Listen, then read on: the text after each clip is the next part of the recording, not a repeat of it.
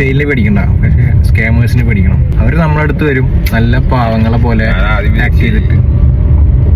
ഇതിന്റെ പോലെ ആൾക്കാരാവുന്ന 5 രൂപ വന്നു കഴിഞ്ഞാല് വേറെ കുറെ ഗിഫ്റ്റ് വരും വിചാരിച്ചു. ശരി. നോൽ കാർഡ് റീചാർജ് ചെയ്തപ്പോ പിന്നെയാണ് എന്നോട് ഇപ്പം പറയണത് ആയിട്ട് പർച്ചേസ് ചെയ്യാൻ പറ്റുന്നുള്ളത്. മുഞ്ചി പോയില്ലേ.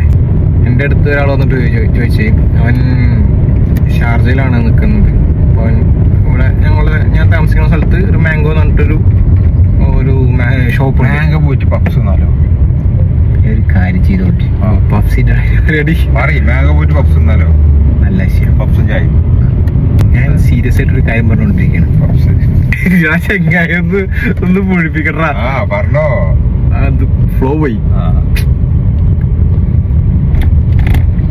അപ്പൊ ഇവൻ അവിടെ ജോലിക്ക് വേണ്ടിട്ട് അങ്ങനെ എന്തോ വേണ്ടി വന്നെന്ന് പറഞ്ഞോട്.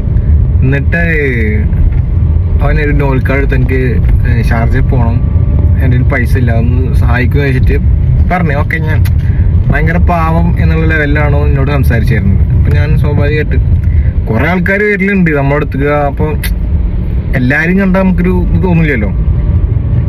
ശരിക്ക് ഭയങ്കര പാവമായിട്ട് എൻ്റെ അടുത്തൊന്ന് സംസാരിച്ച് ഞാൻ എന്ത് ചെയ്തു, ഞാൻ റീചാർജ് ചെയ്ത് കൊടുത്തു. എനിക്കറിയില്ലായിരുന്നു എന്ത് നോൾ കാർഡ് വെച്ചിട്ട് പർച്ചേസ് ചെയ്യാൻ പറ്റുന്നുള്ളൊന്നും. ഞാൻ വെറുതെ ചെക്ക് ചെയ്തു. ഞാൻ എൻ്റെ നോൾ കാർഡ് വെച്ച് ചെക്ക് ചെയ്ത് നോക്കുമ്പോൾ അതിൽ 0 ബാലൻസ് ആയിരുന്നു. അപ്പോൾ എന്ത് ചെയ്തു, ഞാൻ 25 റീചാർജ് കൊടുത്തു. പോയിക്കോട്ടെ വിചാരിച്ചിട്ട്.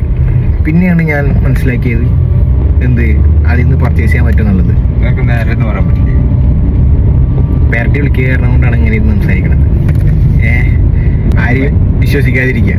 ഒരാൾ വന്ന് ആര് സഹായം ചോദിച്ചാലും ചെയ്യാതിരിക്കുക. പ്രത്യേകിച്ച് വല്ല എമർജൻസി കൊടുത്തിട്ട് വല്ല ഫണ്ട് ട്രാൻസ്ഫർ ചെയ്യാനും കാര്യങ്ങളൊക്കെ ആയിട്ട് ഒരാൾ ചോദിച്ചാലും കൊടുക്കരുത്. സ്കാമേഴ്സ് ഭയങ്കരമായിട്ട് കൂടുതലാണ് ഈ ഒരു സാഹചര്യത്തിൽ. കുറെ ടുട്ടുമക്കളുണ്ട്. ഓക്കെ, പപ്സ് തിന്നാടേ ചെറു വെച്ചിട്ട്.